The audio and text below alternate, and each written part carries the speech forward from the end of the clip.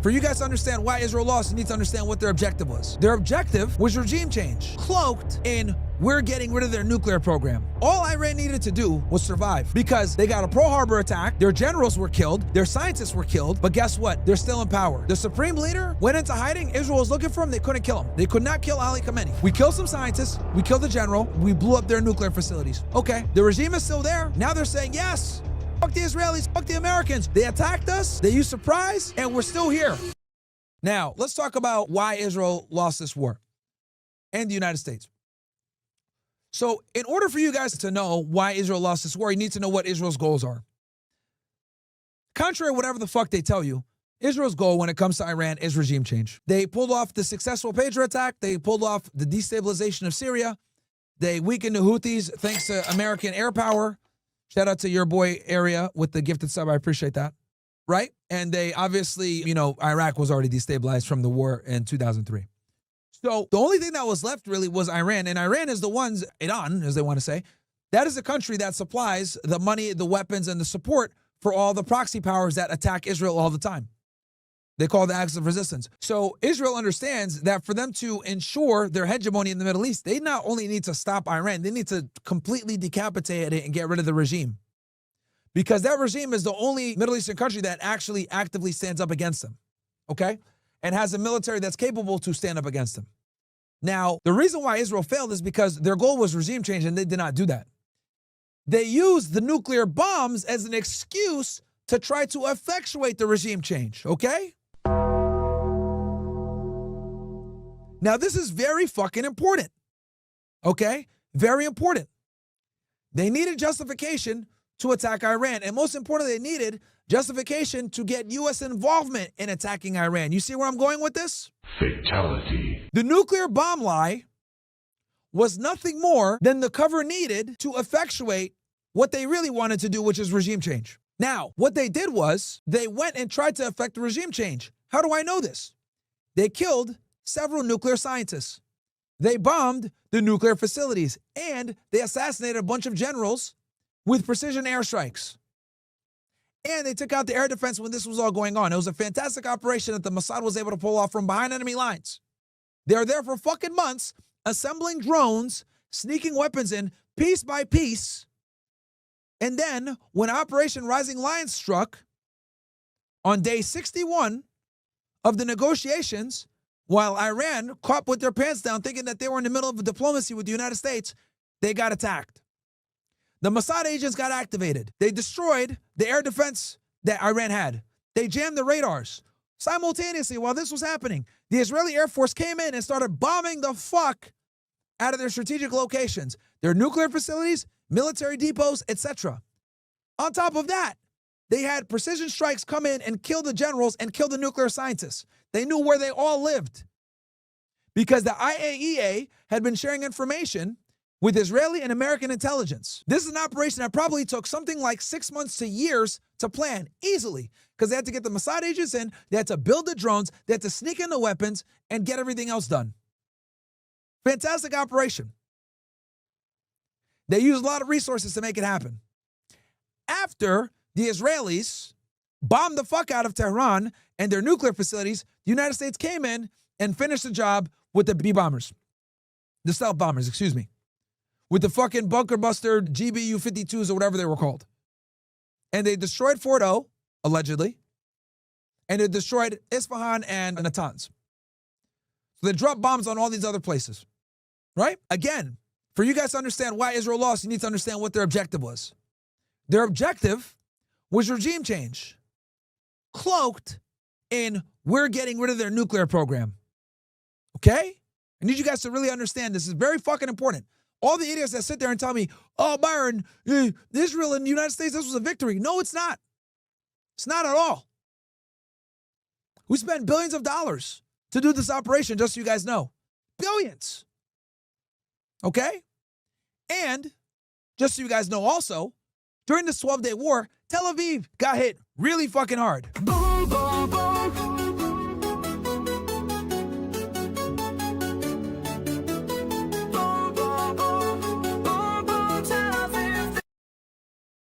They got strategic locations destroyed. They had military depots destroyed. They got their buildings destroyed.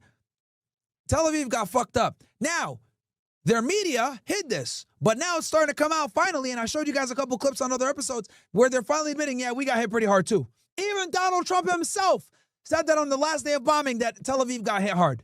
The president of the United States have fucking admitted it. Okay? The Israeli media hid it though because they didn't want fucking pandemonium going around. They both fucked each other up. Okay? Iran got fucked up, so did Israel. Both of them got fucked up. But Israel's been lying saying that they didn't get fucked up. They did. And this adds even more so to why they lost. All Iran needed to do was survive. Because they got a Pearl Harbor attack. Their generals were killed. Their scientists were killed. But guess what? They're still in power. The supreme leader went into hiding. Israel was looking for him. They couldn't kill him. They could not kill Ali Khamenei. They couldn't kill him. So he survived. So what happened? We killed some scientists. We killed the general. We blew up their nuclear facilities. Okay. The regime is still there. The regime now is more united than ever before. All the people that oppose the theocracy, now they're saying, yes, fuck the Israelis, fuck the Americans. We're still here. We survived. We survived. They attacked us. They used surprise, and we're still here. The regime is still here. So all we've done is we've taken people that were critical of the regime and made them become patriots for the regime. Fucking hell, bro. Bombakat! Here's another thing, too, that the Western media will never tell you guys. In Iran, there was a huge rift, okay, politically. You had the reformists and you had the conservatives. The reformists think of them as the Democrats. The conservatives, obviously, the Republicans, right? And in their country, there was a fierce battle. Diplomacy with the West or no diplomacy with the West? The reformists were saying we need diplomacy with the West so that we can lift the sanctions. For those of you that don't know, Iran has crippling fucking sanctions. Okay, they can't do business. It's tough. Right? The conservatives said the West can't be trusted. They took us out the fucking nuclear deal. They put these sanctions on us. We can't trust them. So there's been a rift in the government where half of them want diplomacy, the other half doesn't. And this has put Iran in a very precarious situation because what ends up happening is, since they do want to work some kind of diplomacy for the United States, they need plausible deniability. This is why they have these proxy powers doing a lot of the attacks on Israel for them. Right? Because it does two things. It creates plausible deniability so they can weaken their enemy while kind of having that plausible deniability say, hey, we didn't do it. That's them. Also, it allows them to exercise some level of connection with the West to try to get some diplomacy in the future to alleviate the sanctions. Right? Now, what this attack did was it vindicated the conservatives.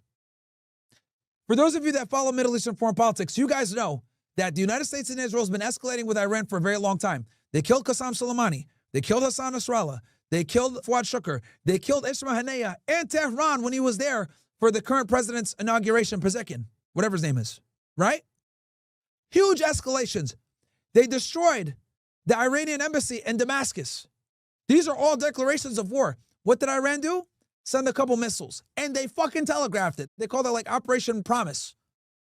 Right? Something, our promise. Telegraphed everything. And Israel just shot everything down. And they did this. They did restrained retaliations because they didn't want to bring in the United States into the war. Israel did this all throughout 2023 and 2024. Escalating these attacks on Iran to try to get a response to the United States to come in. They restrained it though. But guess what this attack did with Operation Rising Lions? Operation Rising Lions united the fucking government. It made the conservatives and the reformists get together and say, we need to fucking take these guys. And what did they do? They bombed the fuck out of Israel. That's what they did. They shot their hypersonic missiles. Gloves came off. They actually started fucking attacking Israel for real. Hundreds of fucking missiles coming in to weaken the Iron Dome.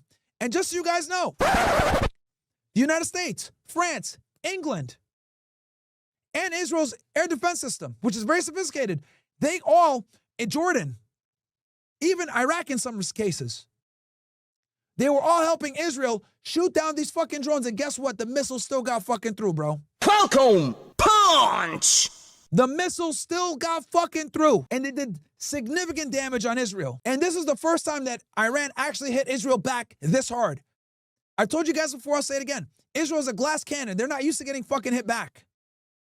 They're not used to it. So when those missiles came in and they got hit, That was a fucking wake-up call. So contrary to popular belief, the ceasefire actually benefited Israel more than anybody else. Because in a war of attrition where you have missiles, guess what? Simple math, guys. Interceptor missiles cost a lot more than fucking drones and ballistic missiles. Israel spending hundreds of millions of dollars a day to shoot down Iranian missiles. So guess what? You do the math. The longer the conflict goes on, if it's more expensive to defend than to attack, who has the disadvantage? The Israelis. The interceptor missiles are expensive. They can't do it forever. So in a war of attrition, Tel Aviv would be fucking leveled, destroyed, okay? So again, Israel needed that fucking ceasefire. Now, to bring it to conclusion, why was this an L? It was an L because they didn't get rid of the regime. You didn't get rid of the regime. The regime is still there. You used the excuse of nuclear weapons to get in so you can effectuate the fucking regime change, but you didn't do it. And not only that, you fucked up because now they're more united than ever before. The parliament is together. They're all saying fuck the United States and Israel now. They kicked the IAEA out. The parliament literally voted on this. They kicked the IAEA out. So now the only eyes that you added to their nuclear program, gone. Fatality. Kick those niggas out. And guess what you've done? You united the government. You made the supreme leader have even more influence. Everyone is feeling like patriots. They had a huge fucking funeral for the generals that got killed. Everyone showed out. And then, most importantly, you strengthened their resolve to actually make a nuclear weapon now. What the fuck? Fatality. So now they're definitely going to get a nuclear weapon. I don't believe him at all. I watched the interview with Tucker and the president. Oh, we have a fat one place. Yeah, the supreme leader has the fat one place and he could remove it for national security reasons. They're going to get that nuclear bomb now. And here's the other crazy part. There's valid intelligence that says that something like 200 to 400 kilos of highly enriched uranium made it out of Fordo. Days before the United States attacked Fordo, on satellite images, they saw a line of fucking cars hanging outside of Fordo. What were those niggas there to do? Hang out? Late at night? In the fucking desert? No. They were there to remove important equipment, centrifuges, enriched uranium, etc. And here's the other thing too that's crazy to me. You guys don't think that Iran doesn't have other clandestine nuclear facilities somewhere else in the fucking country? Come on, dude. Come on. And again, I said this before, I'm going to say it again. According to the United States, let's just go off what the U.S. said. This is Pete Hegseth and the fucking Pentagon themselves. We hit them so hard, we pushed their nuclear program back 1 to 2 years. Okay. Let's go off what the United States said. Let's assume that we actually destroyed their facilities and they don't have any uranium left and we pushed it back a year or two. So what? The regime's in place. They've mastered the cycle. They have scientists, thousands of them. They know how to enrich uranium. They got it up to 60% already. Bro, now they're 100% going to get a bomb. So this was an L. Israel got hit. Tel Aviv got damaged. You didn't get rid of the regime. You've unified the country. Now the resolve is even higher to get a nuclear bomb. And what happened? We spent billions of dollars. We spent billions of dollars to unite Iran. That's basically what came out of this. We pushed them back a year. Whoa. Unless you get rid of the regime, you're not going to get rid of the nuclear weapons. That's my analysis. That is why the United States and Israel lost this. To them, they survived. That's what matters. Unless you get rid of the regime, it's an L.